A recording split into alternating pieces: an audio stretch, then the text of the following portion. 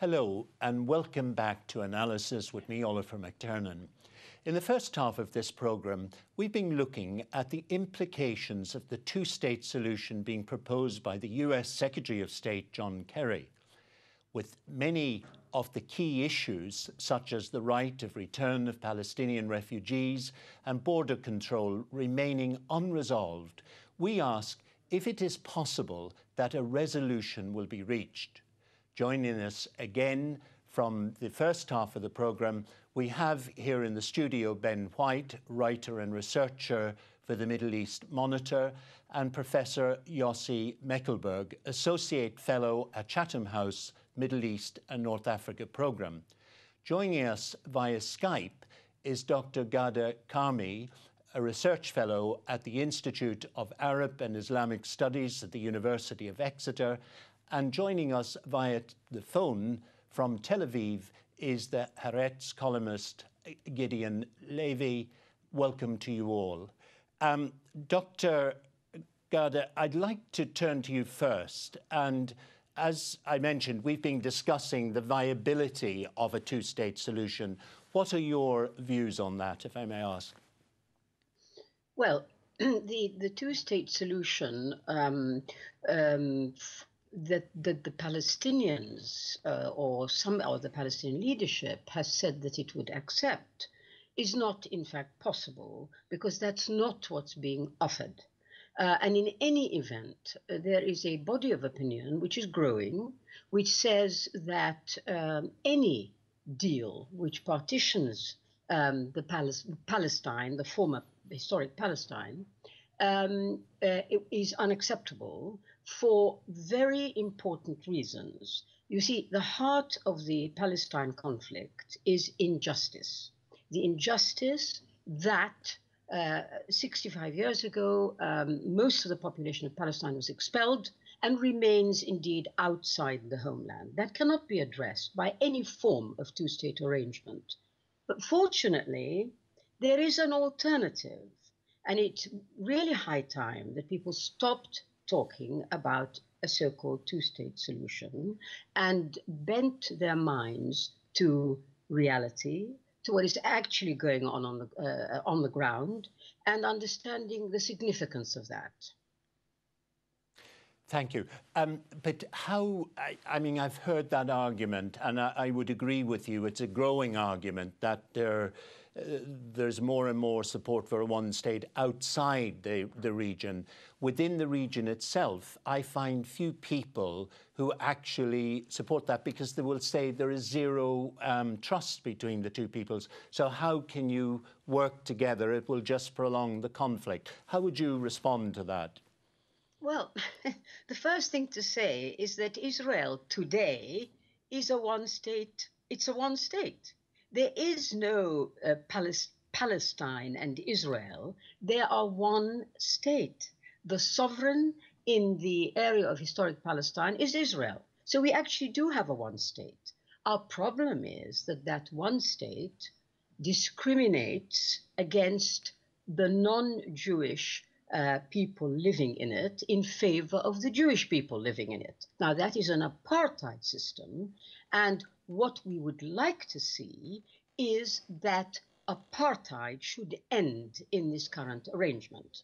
Now, it strikes me that if the issue is formulated in that way, not as a one state meaning creating something new, because it's not new, it is one state, but rather saying that the current political system in which the Israeli rulers are organizing the government of this area is an apartheid system which is not acceptable, and therefore we need to change it to one in which... Sorry to intrude, but I'd like to bring in Gideon Levy, who's on the phone from Tel Aviv, to get his response to what you've just said. Gideon, are you with us? Yes. Unfortunately, I couldn't agree more with my friend Dr. Karmi, because for years I was supporting the two-state solution as long as the two-state solution was a viable solution. And the prospect for a viable Palestinian state was still around. Unfortunately, facts on the ground, as Dr. Karmi said, change the map in quite an irreversible way. We are dealing now with over 500,000 Jewish settlers in the West Bank that no Israeli politician has had in mind to evacuate.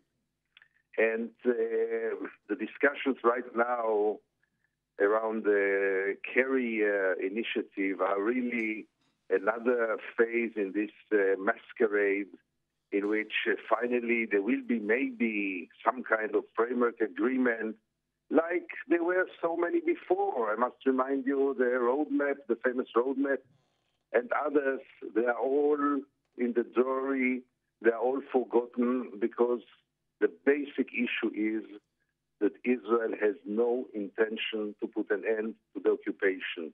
Good. And as long as this is the case, all the talking about the two-state solution have only one purpose, and this is gaining more time to deepen the Israeli occupation, gaining more time to put the Palestinians even more to the corner, and finally coming out from this circle again, claiming that the Palestinians said no, and that's the only goal of the current Israeli government.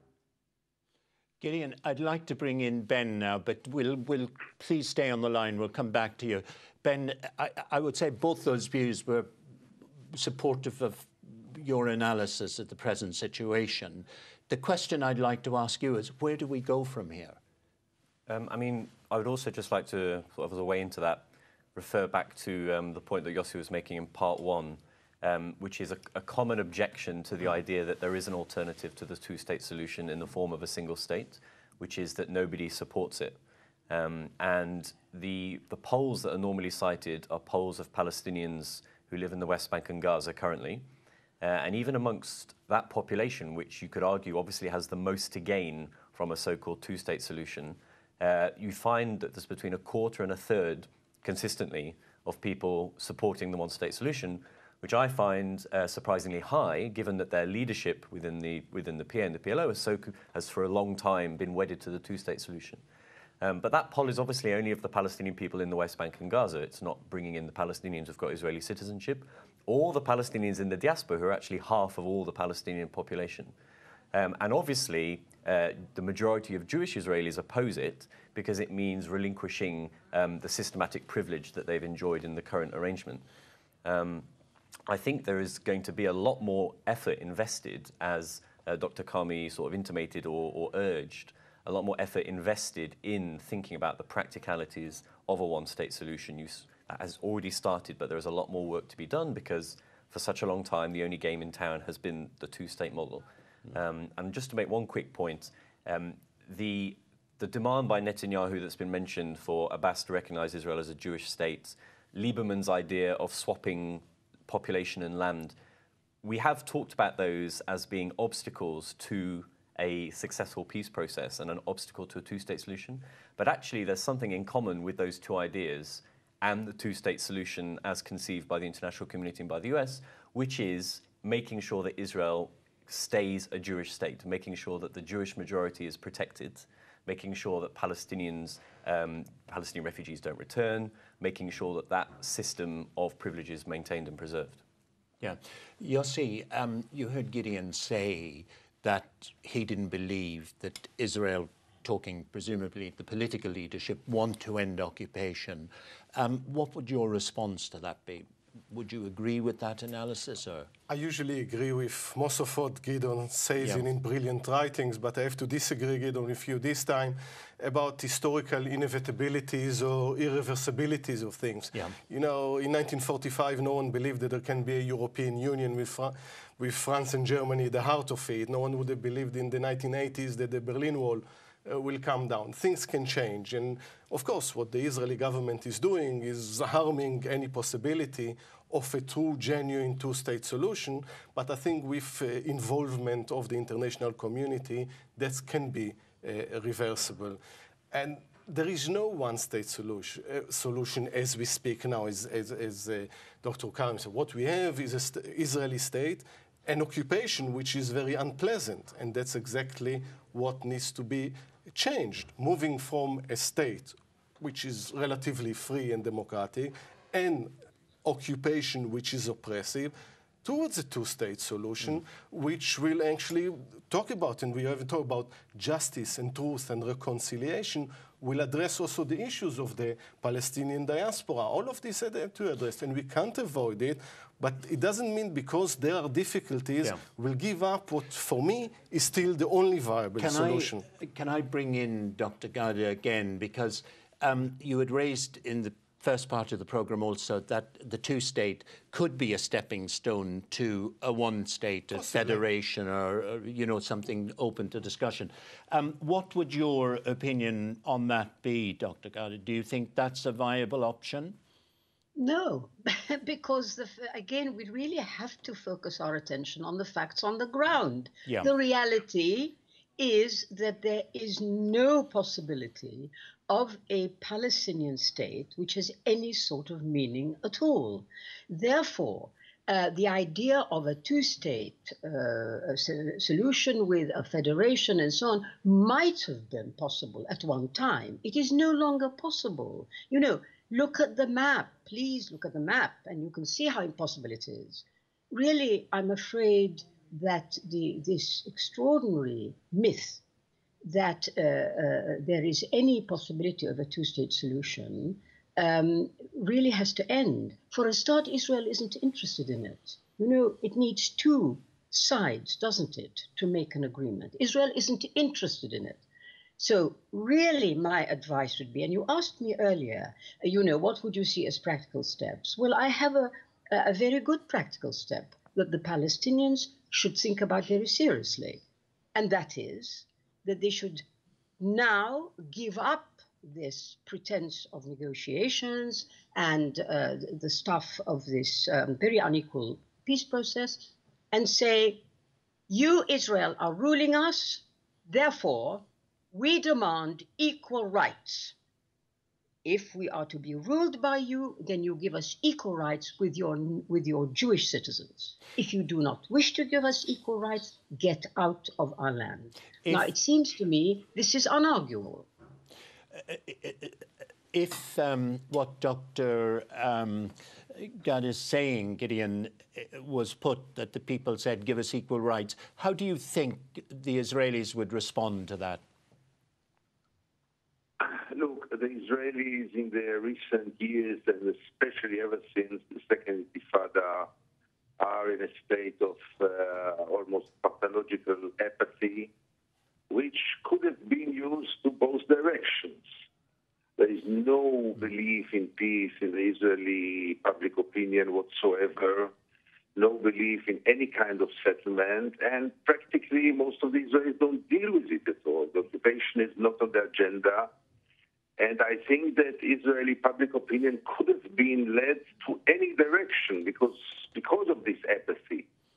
The problem is the leadership and not the public opinion. The Israeli public opinion will say now, as it said before, two-state solution without having any kind of intention to implement it. You say two-state solution, but not now. You say two-state solution, but not from the blocks of the settlement. Yesterday, Prime Minister Netanyahu added also Hebron. Every day there is a new area which will never be evacuated and a new law which will prevent and block the government of any kind of evacuation. So it calls for international intervention. Don't expect any kind of change coming from within the Israeli society. For sure, not as long as life in Israel is so good. Israelis pay very little, if at all, for the occupation. They know very little and they care very little, if at all, about the occupation. And in this framework, don't expect anything from within the Israeli society.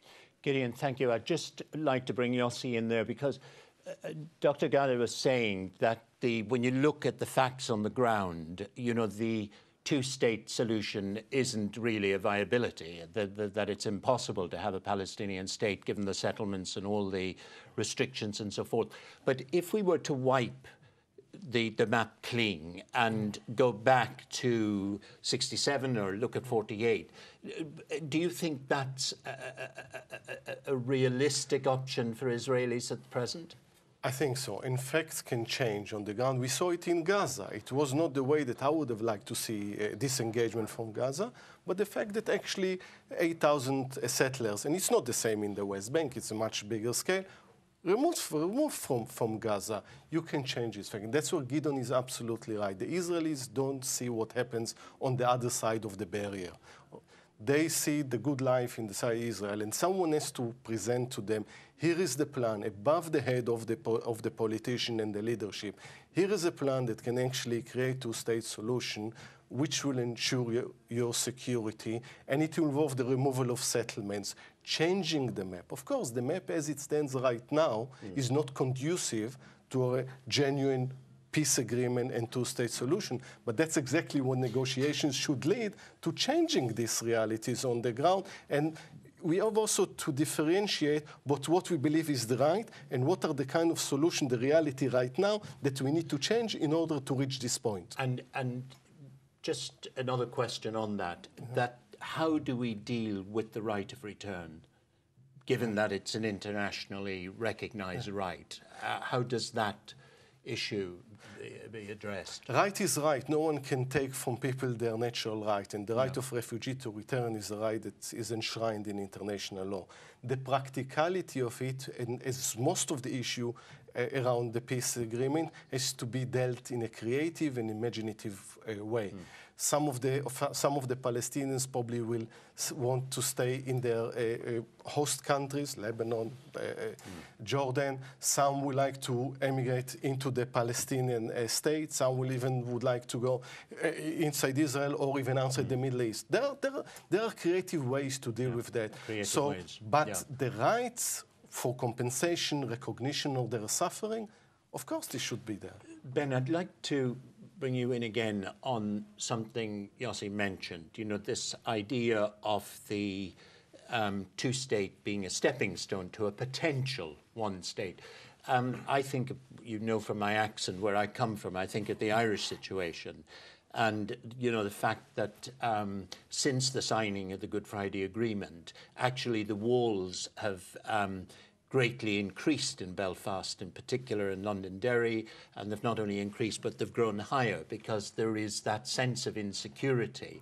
I'm just wondering how, if we say the two-state is no longer viable, the premise is wrong, and we're focusing on a one-state, how do we deal with that interim period? How do you take steps to normalization? How do people overcome their fears, their anxieties on both sides? So there is a lot to do to get there.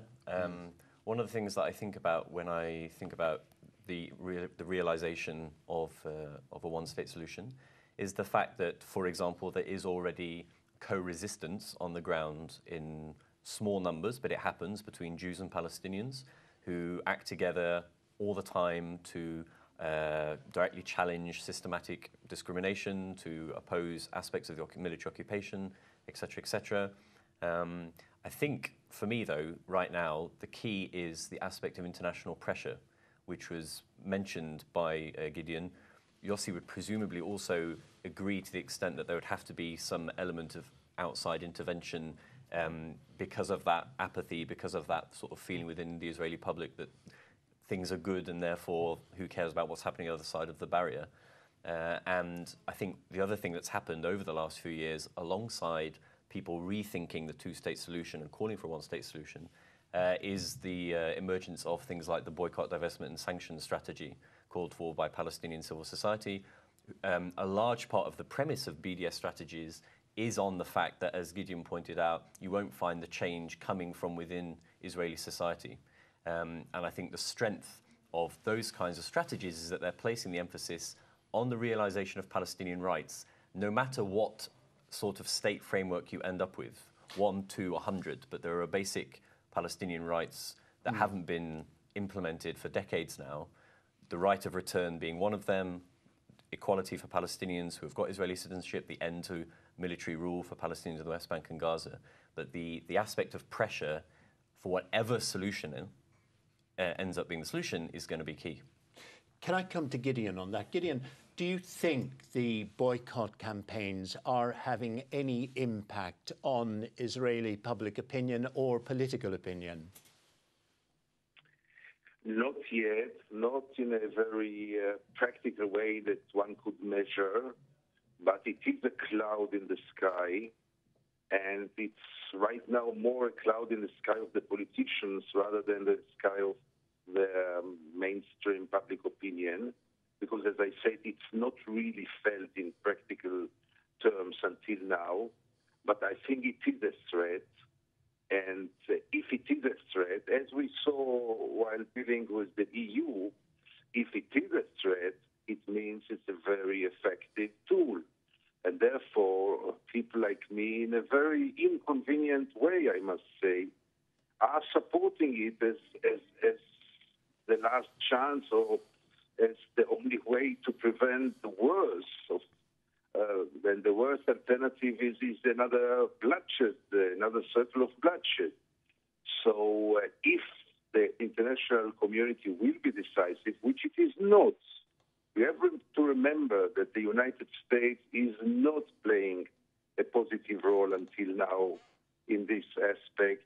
The Americans are far too pro-Israeli, far of being an honest mediator, an even-handed mediator. Gideon, I'm sorry to interrupt you, but we have very few minutes or seconds even left. I'd just like to give Dr. Ghada a few seconds to say what she sees as the way forward. There's only one way forward. This has to become a non-apartheid one state. We have a precedent in South Africa, and remember, the last thing the blacks did when they waged their struggle was to ask for permission from the apartheid government for them to agree. This is not a right that will happen, a situation that will happen by permission from the Israelis. It will happen through struggle, through a campaign, through conviction, through fighting, and through a total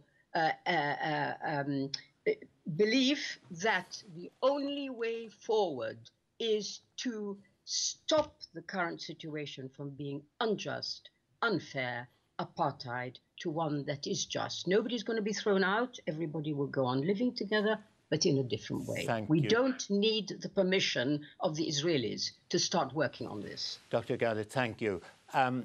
The issues are numerous, and I only wish we had another couple of hours to go on talking here, because we've had a great group of people to raise the problems, the challenges, if we're going to find a permanent and durable solution.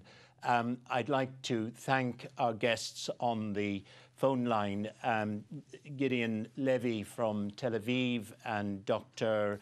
Ghada Karmi, who is at Exeter University, and of course Yossi and Ben here with me in the studio.